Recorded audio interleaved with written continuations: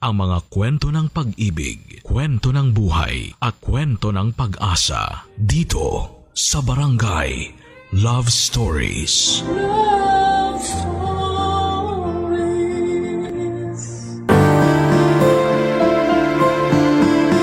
Marami tayong alaala sa nakaraan na paminsan-minsan ay dumadampi sa ating isipan.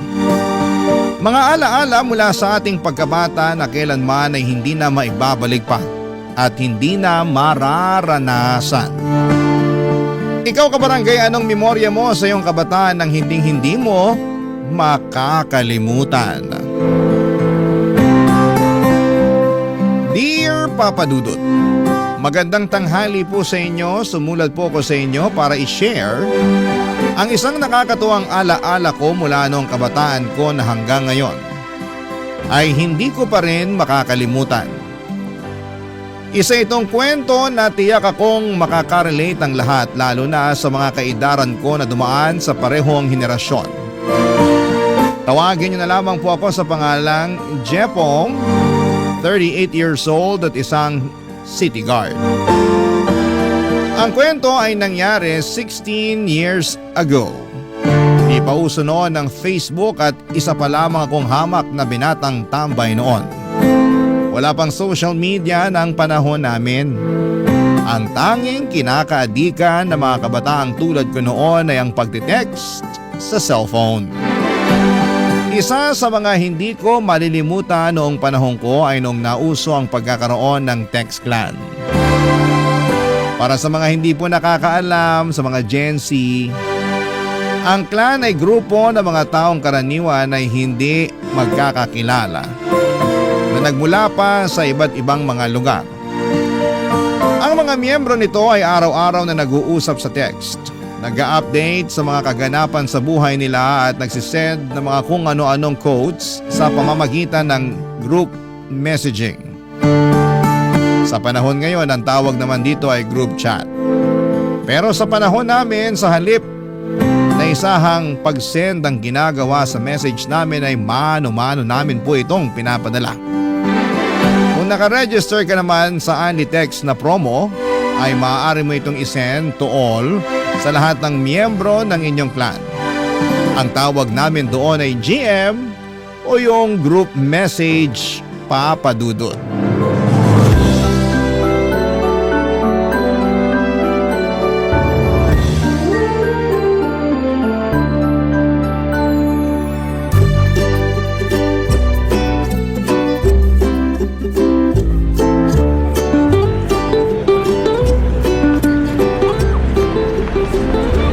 Ano na naman tong GM na sinend mo? Lyrics yan ng bagong kanta. Ganda no? Relate ka ba? Tungkol yan sa taong iniwan. Ang drama mo naman. Paano ka makaka-relate sa ganyan wala ka namang nobya? Bakit? Yung may girlfriend lang ba kailangang makarelate sa lyrics sa mga kanta? Hindi naman, pero ang corny kasi. Dapat yung mga nakakatawang joke ang gini-GM mo para nakaka-good vibes. Sus, di mo lang alam kasi yung kanta eh. Hindi nga, tsaka hindi ako interesado. Hindi naman ako mahilig sa mga banda-banda na yan eh. Kaya di ka makarelate sa kung anong sikat ngayon eh. Sa bagay, matanda ka na pala. 27 lang ako boy. 5 taon lang pagitan natin. Kung makapagsalita naman to. Matanda na yun. Ikaw nga yata pinakamatanda sa clan natin ngayon eh. Sira ulo to. Pasalamat ka nga, sinali pa kita sa clan eh. Nakasali nga, pero ang boring naman nung clan mo. Wala man lang maayos sa kausap dun. Puro bata kasi.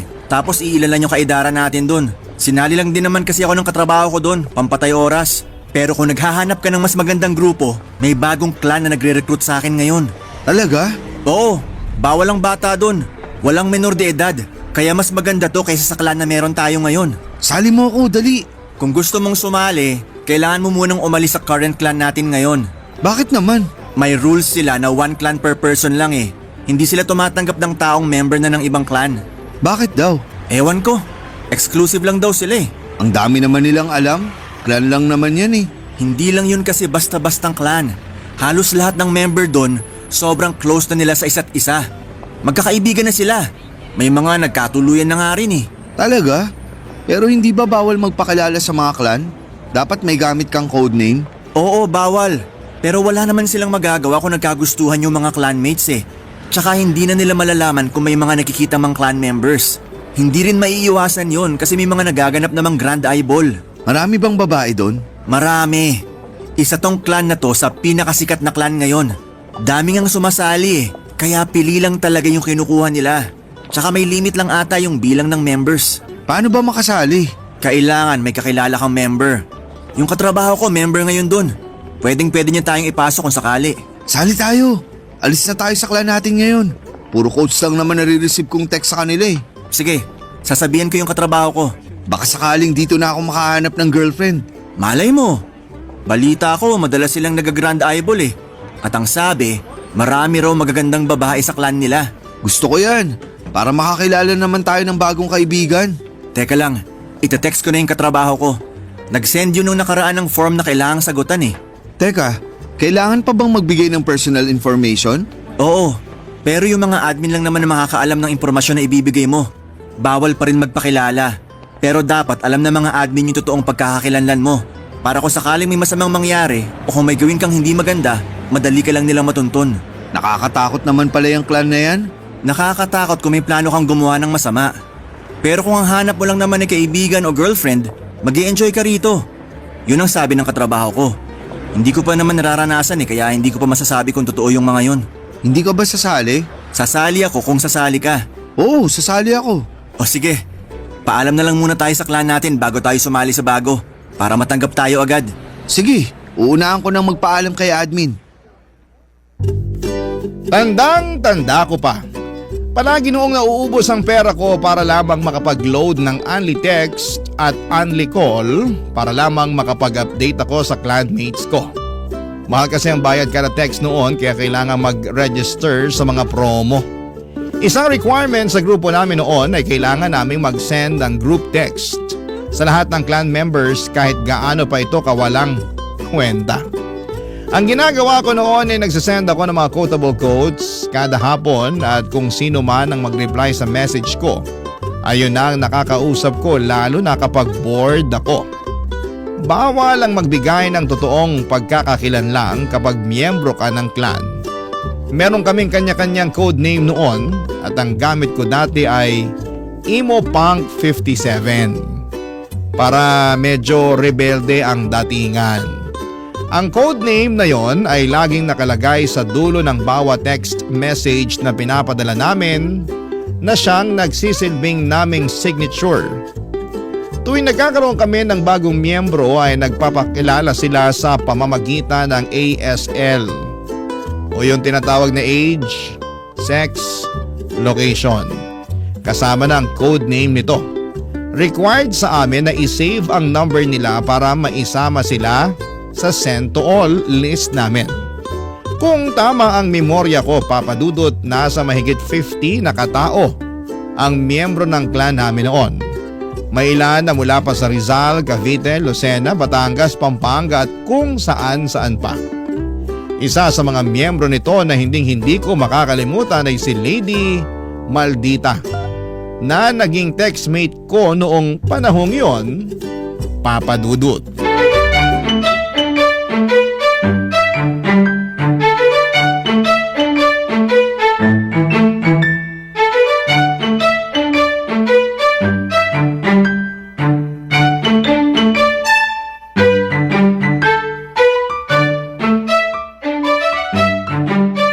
Sarap ng ngiti ah! Sino ba yung ka-text mo at para kang baliw dyan ang umingiti mag-isa? Wala, magka-text lang kami ni Lady Maldita ngayon. Lady Maldita?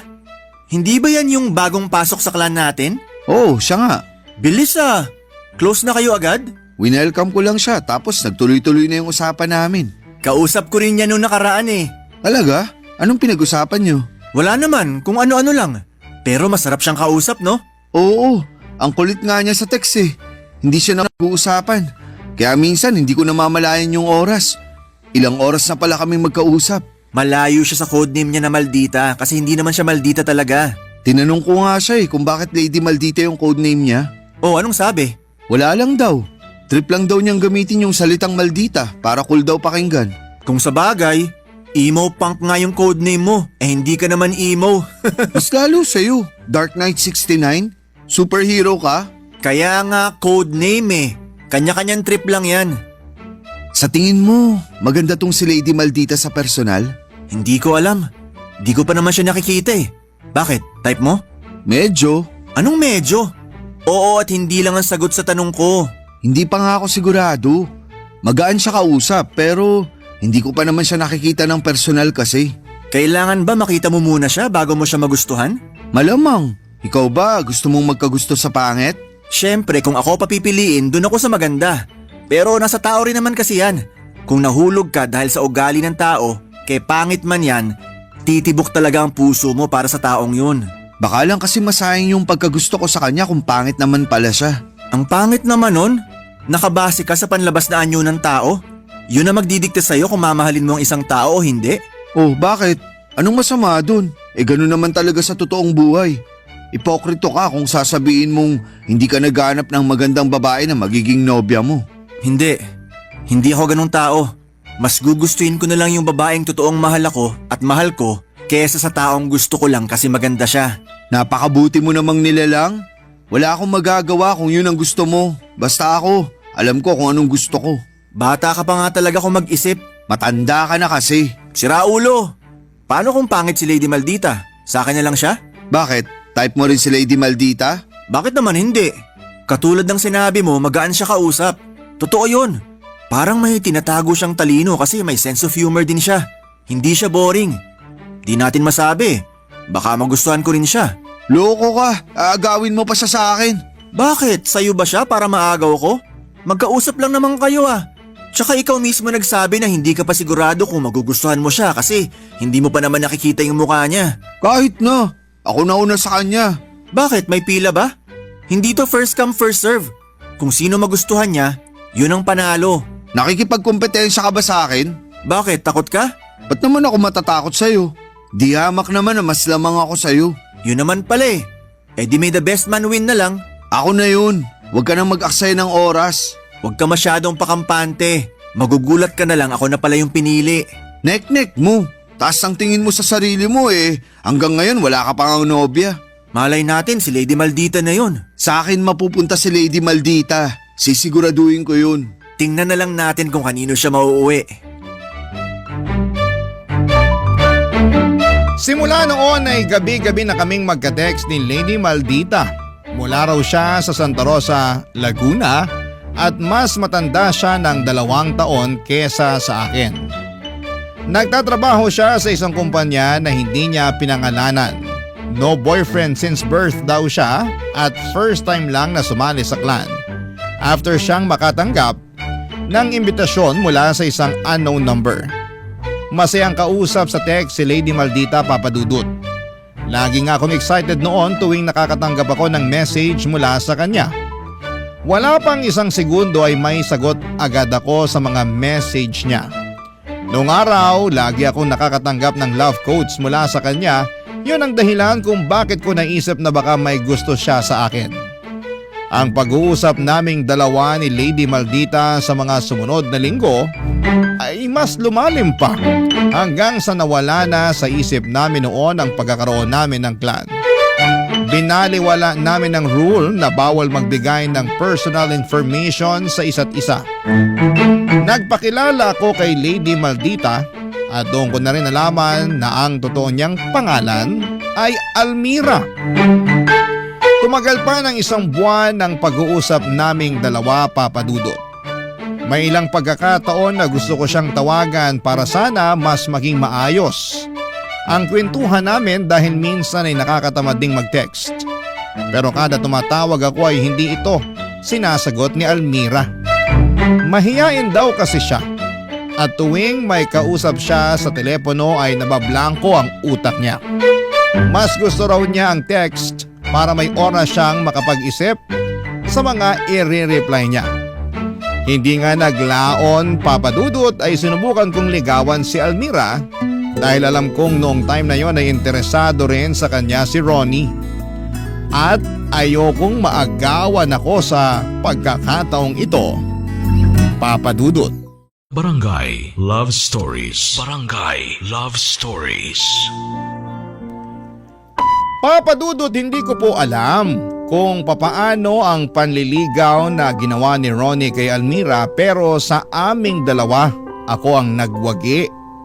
Papa Dudut, dahil ako ang sinagot niya sa aming dalawa. Naging girlfriend ko siya kahit na hindi namin alam ang itsura ng bawat isa. Yun ang naging thrill ng relasyon naming dalawa at yun din siguro ang naging dahilan kung bakit nagtagal kami. Mas na-excite kaming dalawa dahil may kanya-kanya kaming bersyon na ini-imagine namin para sa bawat isa. Si Almira ang naging laman ng buhay ko sa mga sumunod na buwan. Sa kanya umikot ang mundo ko dahil siya lang ang nakakaintindi sa mga problemang pinagdaraanan ko. Tuwing magkausap kami noon, pakiramdam ko ay may sarili kaming mundo malayo sa mga tao. Malayo sa mga problema. Inggit na inggit nga sa akin noon si Ronnie dahil ako ang nagwagi sa puso ni Almira. Hindi nga nagtagal ay dumating din ang pinakaabangan kong araw, nag-set ng grand eyeball ang clan namin. Noong nalaman ni Almira ang tungkol sa grand eyeball ay nag-alangan siya. Matagal bago ko napapayag si Almira na sumama sa eyeball na yon. Ginawa ko ang lahat para lamang mapa-oo siya. Lahat ng rason niya para hindi makapunta ay hinanapan ko pa ng solusyon. Willing pa nga ako magbayad noon ng pamasahe nito at tutulugan para lamang makadalo siya. Sa huli ay napilit ko siyang sumama para makapagkita na kami. Matapos ang napakahabang panahon ng pagchat-chat at pagte-text naming dalawa.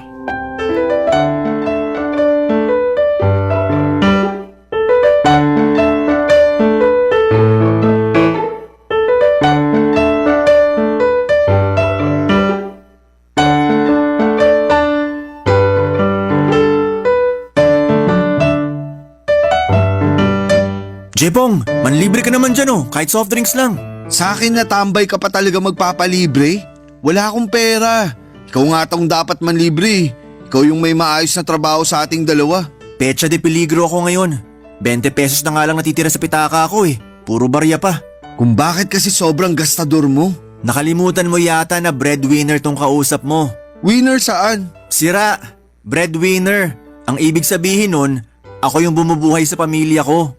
Ah, yun pala ibig sabihin nun. Akala ko nanalo ka. Ano palang plano mo sa grand eyeball ng clan natin? Pupunta ka ba? Siyempre naman. Yun na yung pagkakataon namin ni Almira para magkita. Talagang seryoso na yung relasyon nyo ni Almira. Oo naman. Anong akala mo sa amin? Naglalaro lang ng bahay-bahayan? Swerte mo. Ikaw yung pinili sa ating dalawa. Sabi ko naman sa'yo, ako yung pipiliin Kung naniwala ka lang sana sa akin, hindi ka na nag-aksaya pa ng oras. At least sinubukan ko. Talunan man, wala akong pagsisisi. Wala ka naman sigurong tampo sa akin dahil hindi ka pinili. Ba't naman ako magtatampo? Ano ako, bata? Masaya nga ako na may girlfriend ka na ngayon. Matagal mo na yung hiling kaya bigay ko na yan sa'yo. Inggit ka no? Sus! Ako? Maiinggit? Marami pang babae dyan. Hindi ko kaiinggitan yung girlfriend mong walang muka. Pero, paano pala kung hindi mo siya type? Paano kung pangit siya? Malaki ang tiwala ko na maganda tong si Almira. Paano mo nasabi? Basta. Hindi pa ba sapat yung naging ugnayan yung dalawa na kung sakali mang hindi siya kagandahan magugustuhan mo pa rin siya? Depende na lang siguro. Paanong depende? Hindi ko masabi sa ngayon Tingnan na lang natin kung ano yung mararamdaman ko kapag nakita na namin ang isa't isa. Tsaka, wag natin pangunahan yung sitwasyon. Malay ba natin kung maganda naman pala si Almira, di ba? Binibigyan lang naman kita ng paalala. Dapat hindi ka masyadong mag-expect. Baka mamaya sa sobrang taas na expectation mo, madismaya ka lalo. Teka, ba't mo ba pinagpipilitang pangit si Almira? Nagkita na ba kayo? Hindi Nagkita na kayo no, kaya ka ganyan makapagsalita. Uunahin niya makipagkita sa akin kaysa sa'yo mismo na boyfriend niya? Mag-isip ka nga, Jepong, kung ano-ano iniisip mo dyan. Ang sa akin lang naman, ano man yung maging itsura ni Almira, sana tanggapin mo pa rin siya. Swerte ka kung maganda siya, pero paano kapag hindi? Di pinaasa mo lang yung tao. Huwag kang mag-alala, hindi ko naman siya paaasahin Sana nga kasi tao yun. May sariling damdamin at puso siya na masasaktan Kapag bigla mo na lang siyang iiwan dahil lang sa itsura niya. Basta, malakas ang kutob ko. Maganda si Almira. Maiinggit ka na lang sa akin kapag nakita mo siya. Katulad ng sinabi ko, masaya ako para sa'yo ano man ang mangyari. Hindi kita kaiinggitan kasi kaya ko rin maghanap ng babaeng para sa akin. Sumama ka na lang kasi sa eyeball para sabay nating makita si Almira. Pustahan ulit tayo kung gusto mo. Wag na. Bigay ko na sa iyo yung araw na yon. Para sa inyong dalawa yon. Nagsiselos ka lang yata kaya ayaw mong pumunta sa eyeball. Jepong, sayong-sayo na si Almira. Huwag mo akong problemahin kasi marunong akong tumanggap ng pagkatalo. Sige, ikaw bahala. Tawagan mo kaya siya? Ayaw nga niya ng ganun. Awkward daw siya sa tawag. Bakit naman? Hindi ko alam. Basta, hindi raw siya mahilig sa mga tawag-tawag na ganyan. Nape-pressure daw siya. Weird ah. Parang may tinatago. May tao bang hindi mahilig sa tawag? Meron, yung mga mahihain. Kapatid ko nga ayaw din sa ganun Magkikita naman na kayo Wala naman na sigurong kaso kahit magtawagan pa kayo sa cellphone. O sige, susubukan ko siyang tawagan ulit. Kahit na alam kong hindi naman niya ako sasagutin. Ilang beses ko na siyang sinubukan tawagan. Ayaw talaga niya. Eto na, tatawagan ko na.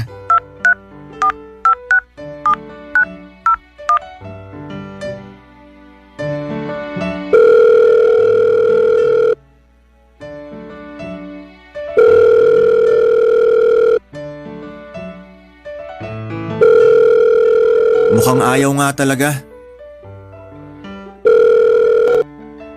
Hello? Sumagot siya! Hello? Almira? Sandali lang ha. Hanap lang ako ng pwesto. Ronnie! Sumagot siya! Parang naka-jackpot sa loto Sige na, mag-usap na kayo. Maiwan muna kita. Usap lang kami.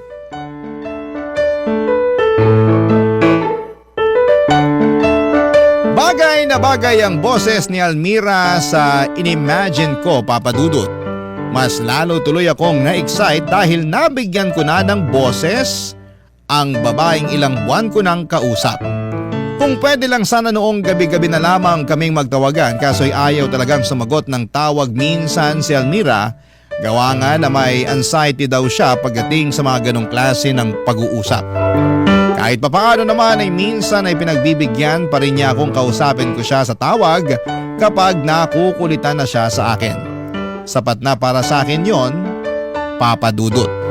Habang binibilang namin ang araw bago ang grand eyeball ng clan ay kung ano-ano ng plano ang binuo namin ni Almira kapag nagkita kami. After eyeball ay nangako siya sa akin na mag-i-stay muna siya sa Maynila para magkasama pa kami ng mas mahaba. Para mapaghandaan ang unang pagkikita namin ni Almira ay nagpagupit pa ako noon at bumili ng bagong damit. Gusto ko kasi na presentable ako kapag nakita niya ako para hindi siya ma-disappoint sa akin. Hindi rin naman ako kapangitan, Papa Dudut. Alam kong may kaunting ibubuga rin naman ang itsura ko kaya sigurado ako noong hindi siya mate-turn off sa akin kapag nakita na niya ang itsura ko. Sa isang malaking mall ginanap ang grand eyeball ng clan namin, Papa Dudut. Halos nasa 30 katao din ang dumating na mula pa sa iba't ibang mga lugar. Ang pinakamalayo na sigurong miyembro namin ay dumating pa mula sa Tarlac. Pero sa 30 katao na miyembro na nagpakita noong araw na yon, wala si Almira. Ang huling text niya sa akin noong araw na yon ay nasa biyahe na raw siya. Pero pagkatapos noon ay hindi ko na siya makontak pa. Maging ang mga kasamahan namin ay hindi niya nire-replyan. Sobrang dismayado ako noon kay Almira sa puntong nagkaroon ako ng tampo sa kanya ng araw na yon.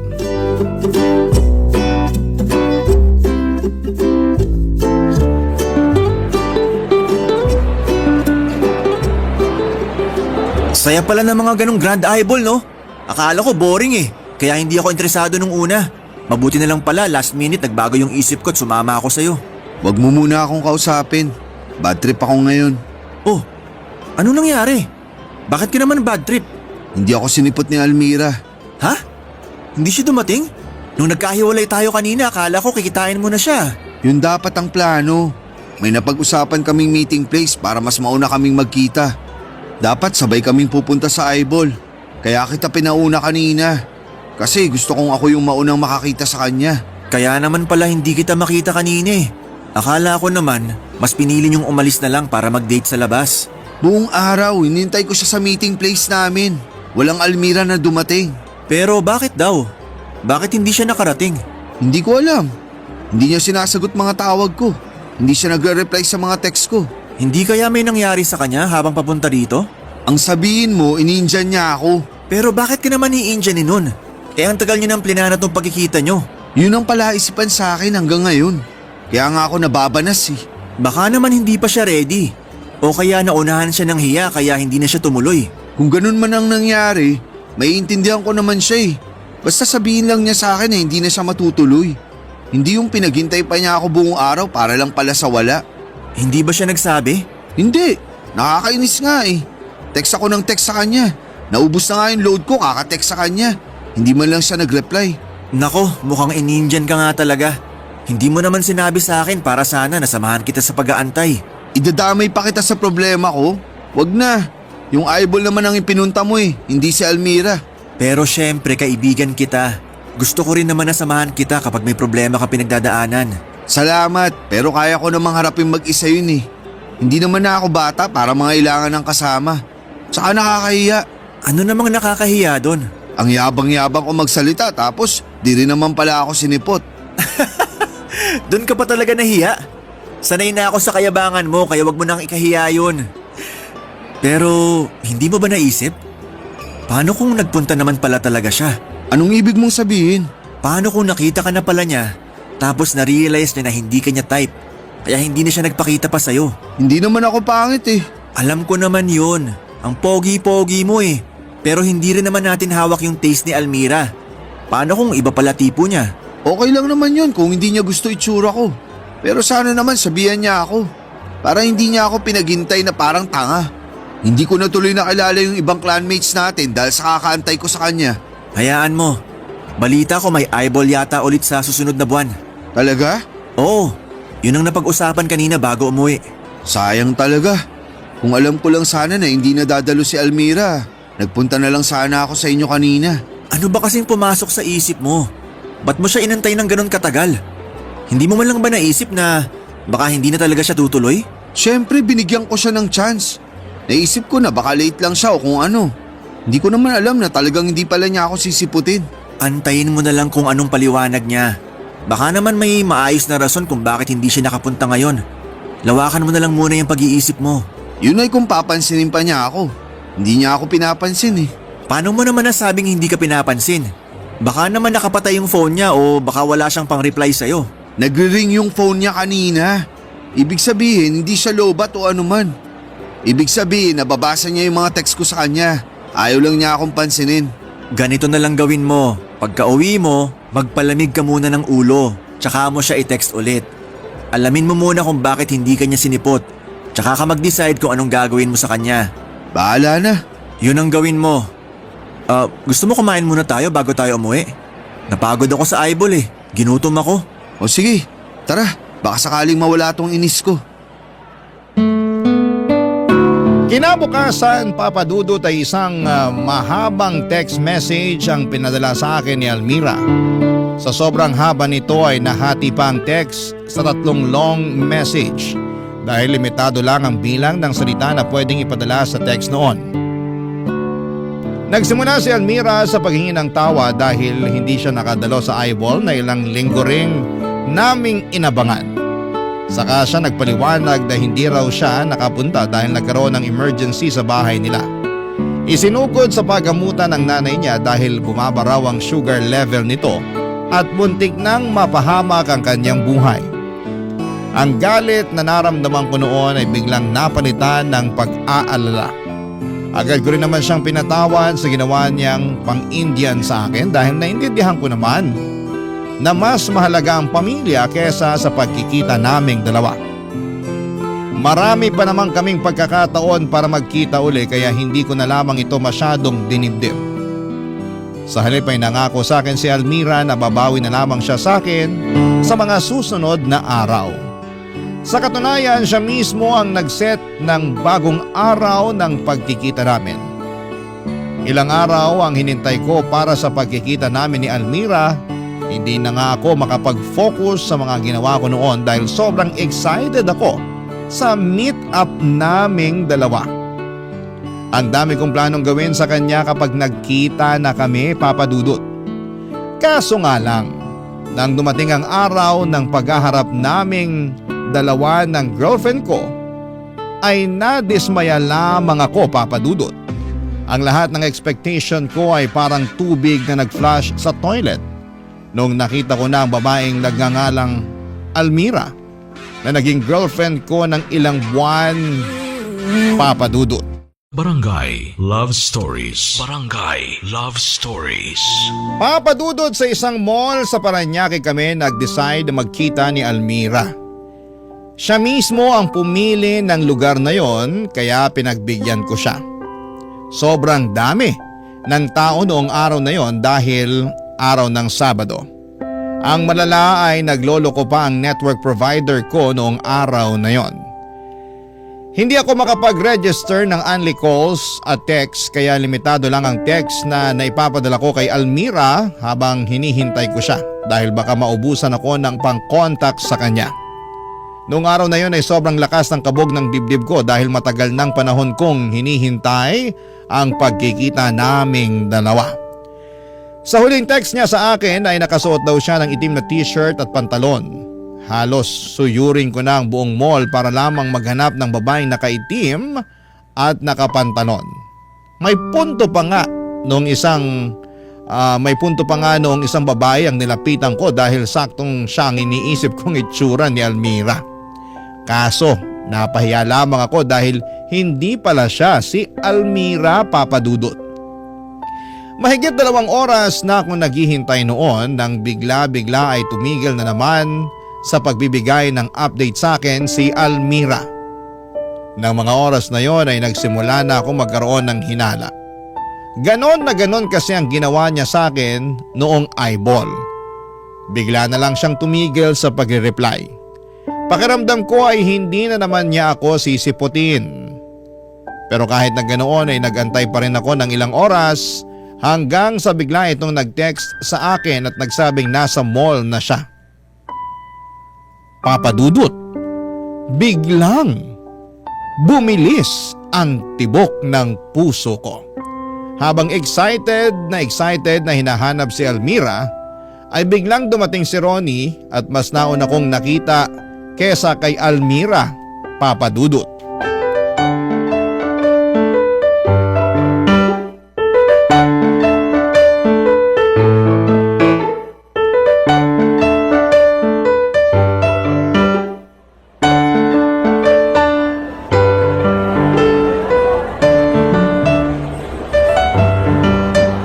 Jepong!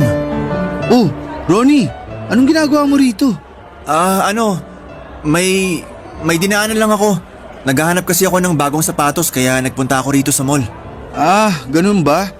Buti naman nakita mo ako sa dami ng tao ngayon dito sa mall. Sakto nga eh. Ano bang ginagawa mo rito? May kasama ka ba? Dito kami magkikita ni Almira. Ngayon yung meet-up naming dalawa. Sigurado ka na ba dyan? Baka mamaya hindi ka na naman siputin nun ha? Totoo na to. Alam kong hindi na mauulit yung nangyari noon. Kapag ginawa ulit yun ni Almira, alam niyang magagalit ako sa kanya. Kaya sigurado ako ngayon na magkikita na talaga kami. Gusto mo samahan muna kita magantay para naman hindi ka maboring dito? Sige, pwede naman para may makausap din ako. Sige, maupo na ako rito. Itong Almira ba na to? Gano'n na ba kalalim yung pagtingin mo sa kanya? Seryoso na talaga ako sa kanya. Sobrang nahulog na yung loob ko kay Almira. Na kahit ano man ang itsura niya, kahit pangit siya, tatanggapin ko talaga siya. Talaga? Ganon ka na kaseryoso sa kanya? Kahit na hindi pa kayo nagkikita? Oo eh. Hindi ko alam kung bakit pero para bang ang tagal na naming magkakilala? Alam niya yung mga trip ko eh. Tanggap niya yung pagkatao ko. Maliban sa'yo, siya lang siguro yung taong nakakaintindi sa akin. Kaya kahit buong araw pa ako maghintay sa kanya rito, aantayin ko talaga siya. Kulang na nga lang ako na mismo pumunta sa kanila eh. Ba't di mo ginawa? Ayaw niya. Strict daw yung parents niya. First time lang daw kasi niya magkaroon ng boyfriend kaya baka mabigla yung mga magulang niya kapag nakita nila ako. Kaya siguro natatakot siyang makipagkita sa akin nung una kasi kinakabahan siya. First time lang niyang makipagrelasyon eh. Ganon ba? Oo, kaya hindi ko siya minamadali. Pero ngayon, ang dami kong plano para sa amin ngayong araw. Pagdating niya, hindi ako magsasayang ng oras. Susulitin ko tong buong araw na magkasama kami. Jepong, may sasabihin sana ako sa'yo. Ano yun? Paano kung hindi pala totoo si Almira? Ha? Anong hindi totoo? Ano yun? Multo siya, ganon? Sorry. Oh, bakit ka naman nagsusorry sa akin? May nagawa ka bang kasalanan? Huwag ka sanang magagalit sa akin pero Pero ano? Ano yun? yung kausap mong Almira, ako yun. Ha? Paanong ikaw yun? Okay ka lang? Anong tinira mo ngayon? May dalawa akong SIM card. Yung isa, yun ang gamit kong pang text sa'yo bilang Almira. Teka lang. Sinasabi mo na ikaw si Almira? Ikaw yung katext ko? Ibig mong sabihin, wala talagang Almira? Oo, ganun na nga. Sorry, alam kong mali yung ginawa ko pero… Seryoso ka ba? Ikaw yung kausap ko ng ilang buwan? Ikaw yung nakaka-text ko gabi-gabi na pinagsasabihan ko ng mga sikreto ko? Ako nga, pasensya ka na kung… Anong trip mo? Bakit mo ginawa yun sa akin? Gusto ko lang naman na mas makilala pa kita eh. Makilala? Matagal na tayong magkaibigan. Ano pang gusto mong malaman sa akin? Tsaka bakit kailangan mo pang magpanggap na babae para lang kilalanin ako? Gusto mo akong kilalanin tapos solokohin mo ako? Ano yun? Hindi ko naman kasi alam na mauuwi yun sa ganito kaseryosong sitwasyon eh. Hindi ko naman alam na mahuhulog ka sa ka-text mo lang. Ginawa mo akong tanga. Anong klaseng kaibigan ka? Inuto mo ako na may kausap akong Almira tapos ngayon ka lang magsasabi ng totoo? Langya, ilang buwan yun, Ronnie? Ilang buwan mo akong ginagago? Masaya ka ba sa ginawa mo? Masaya ka ba na para akong asong nauulol sa taong gawa-gawa mo lang pala? Siyempre hindi. Pero bakit mo ginawa yun? Hindi ko maintindihan. Hindi talaga. Bakit kailangan mo pa magpanggap? Bakit kailangan mo pa akong gawing tanga? Walang sense eh. Para saan yung ginawa mong yun? Sorry talaga. Ang galing mo, grabe. Best actress kang ugok ka. Nung tinawagan ko si Almira, sino yung babaeng nakausap ko sa cellphone? Katrabaho ko yun. Kinakonsyaba ko siya na sagutin yung tawag mo kung sakaling tawagan mo si Almira. Iniwan ko sa kanya yung SIM card na gamit ko. At naganap ka pa talaga ng kasabwat sa panluloko nyo sa akin? Galing! Pasalamat ka, kaibigan pa rin ang turing ko sa'yo ngayon. Kung hindi, kanina ko pa nasapaki ang pagmumukha mo. Jepong! Antanan mo ako, buwisit ka. Makalis na nga. Huwag mong ipapakita yung pagmumukha mo sa akin. Bubugbugin talaga kita kapag nakita ulit kita. Jepong, sandali lang! Hindi ko alam kung bakit nagawa sa akin ni Ronnie ang bagay na yon.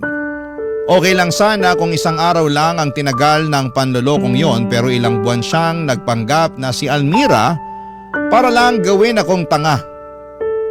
Pinaasa niya ako. Pinaibig niya ako sa isang taong hindi naman pala totoo. Sobrang galit ang naramdaman ko kay Ronnie ng panahong yon. Ilang araw ko siyang hindi pinansin kahit makailang beses niya akong tinext at tinatawagan.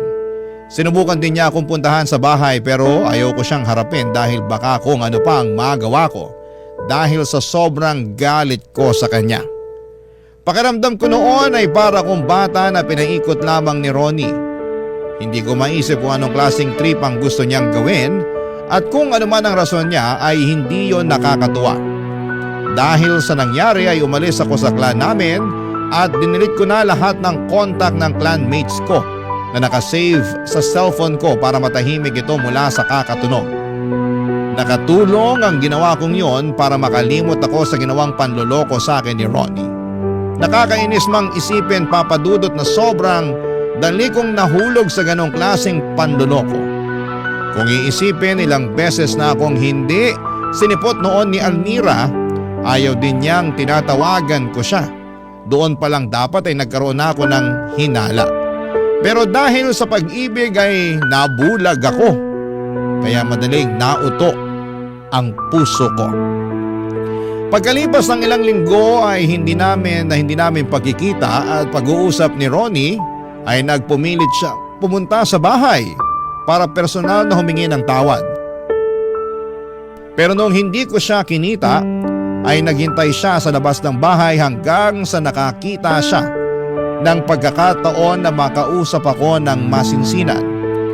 Kahit ayaw ko, ay hinarap ko siya para malaman ang sagot kung bakit niya nagawa sa akin yon. At nagulat ako sa revelasyong kanyang ginawa, Papa Dudut.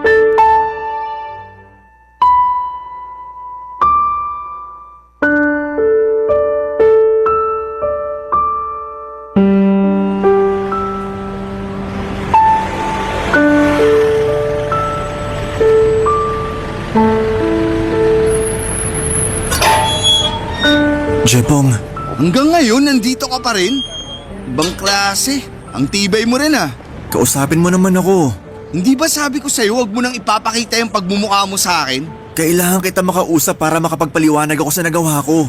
Pagkatapos ng ginawa mo sa akin, umaasa ka pa nakakausapin kita? Hindi mo na kailangang magpaliwanag. Ano mang paliwanag ang gawin mo, hindi na maaalis tong galit na nararamdaman ko sa'yo. Sige na, kahit ngayon lang. Ano pa bang sasabihin mo? Ipapamukha mo ulit sa akin na binilog mo ang ulo ko? Gusto mong palabasin na utoto ako? Na sobrang desperado ko kung sino-sinong pinapatulan ko? Hindi. Hindi yun ang dahilan kung bakit kita gusto makausap. Eh ano? Ano pa bang gusto mong sabihin sa akin? Hindi mo na kailangang maghugas kamay pa. Kasi kahit sabunin pa kita, hindi mo na malilinis ang pangalan mo. Hindi ko naman ginusto na mauwi ang lahat sa ganito eh. Ano sa tingin mo mangyayari pagkatapos ng ginawa mo? Na manatili tayong magkaibigan? Hindi na mangyayari yun. Sinira mo na yung tiwala ko sa'yo. Ikaw yung kaisa-isang kaibigan ko. Takbuhan ko kapag may problema ako. Tapos ganito lang yung gagawin mo sa pagkakaibigan natin? Sana inisip mo man lang yung kahihinatnan sa ginawa mong panluloko. Hindi kita gustong lokohin. Eh anong tawag sa ginawa mo sa akin? Trip lang? Nagawa ko yun sa'yo kasi gusto kita. Anong sabi mo? May gusto ako sa'yo, Jepong. Matagal na. Ano na naman to? Hindi mo na ako maluloko, Ronnie. Oo, hindi ako matalinong tao. Pero alam ko kapag ginagago na ako. Maghanap ka ng ibang mapagtitripan. Hindi ako. Seryoso ako. Gusto kita, Jepong. Anong gusto mong palabasin? Na bakla ka? Teka lang, wag mo naman masyadong ipagsigawan. Baka marinig tayo ng iba. Wala pang nakakaalam nito. Ngayon nagpapanggap kang bakla para lang mapatawad kita. Ibang klase ka rin talaga. Hindi ako nagpapanggap. Totoo tong nararamdaman ko sa'yo. May gusto ako sa'yo, Jepong. Noon pa man, nung unang araw pa lang tayong nagkakilala, crush na kita. May iya ka nga sa pinagsasasabi mo. Nakakadiri ka. Ba't ka naman magkakagusto sa akin pareho tayong lalaki. Hindi mo pa ba nagigets? Hindi ako nagkakagusto sa babae. Lalaki ang gusto ko. So bakla ka nga. Oo. Hindi ko yun maamin-amin sa'yo kasi baka hindi mo ako matanggap kaya ang ginawa ko, nagpanggap ako bilang babaeng textmate mo para mas makilala pa kita. Para masabi ko sa'yo kung ano yung totoong nararamdaman ko. Straight ako. Hindi ako pumapatol sa lalaki. Kilabutan ka nga sa mga pinagsasasabi mo. Hindi ako magkakagusto sa'yo, Ronnie. At kahit magpanggap ka man na babae, hindi ako papatol sa tulad mo. Nakakahiya ka. Oo, alam ko. Pasensya ka na sa nagawa ko. Alam ko naman na hindi maganda yung ginawa ko kaya sana mapatawad mo ko. Ang lala mo, sarap mong murahin. Sige, murahin mo ako kung yun ang gusto mo. Basta mapatawad mo lang ako. Marami akong gustong gawin sa'yo, pero hindi kasama dun ang patawarin ka. Siguro darating din yung araw na mapapatawad kita. Pero huwag ka nang umasang makakalimutan ko yung ginawa mo sa akin. Pinahiya mo ko. Habang buhay na yun nakatatak sa utak ko. Okay lang yun. Kahit hindi mo ako mapatawad, gusto ko pa rin mag-sorry sa ginawa ko. Sana balang araw, bumalik tayo sa dati. Sana dumating yung araw na makalimutan na lang natin yung nangyari. Hindi na tayo babalik sa dati. Nagbago na yung pagtingin ko sa'yo. Wala na akong tiwala sa tulad mo. Sorry talaga. Kung sa ganito lang din mauuwi yung pagkakaibigan natin, pwede bang atin-atin na lang yung nalaman mo? Sana wag nang makalabas to. Sa'yo ko lang sinabi tong sikreto kong to. Wala pang nakakaalam nito kaya sana wag mo na lang ipagsabi yung nangyari. Aalis na ako. Kung wala ka nang ibang sasabihin pa, maiwan na kita dyan. Sayang oras ko sa'yo. Teka, Jepong, sandali. Please. Pagkatapos ng ginawa mo sa akin, wala kang karapatang humingi ng pabor sa akin.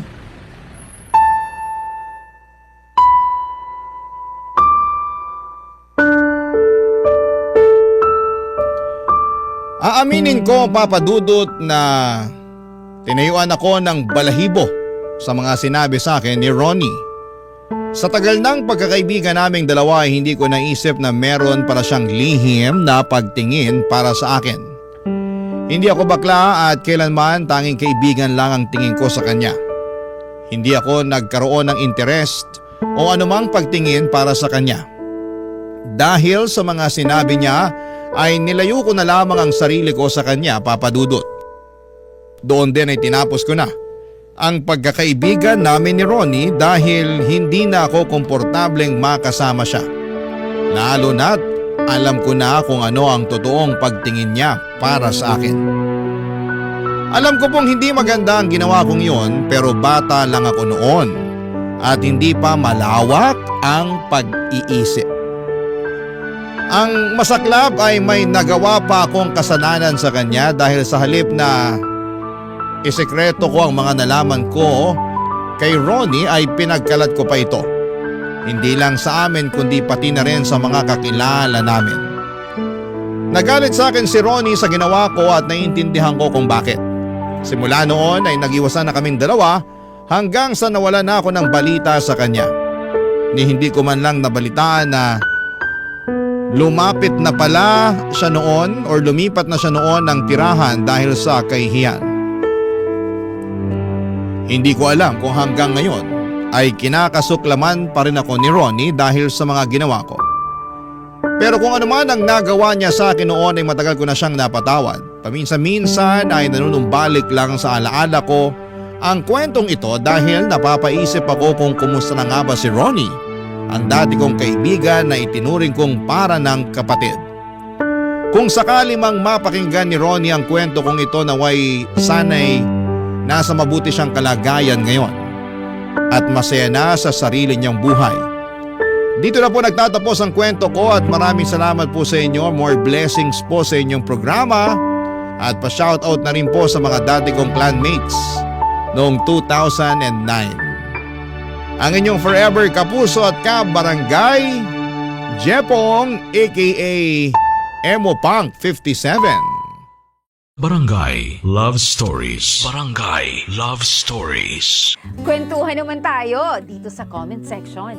Nagustuhan ng iyong napakinggan? Ituloy yan via live stream sa www.gmanetwork.com/radio.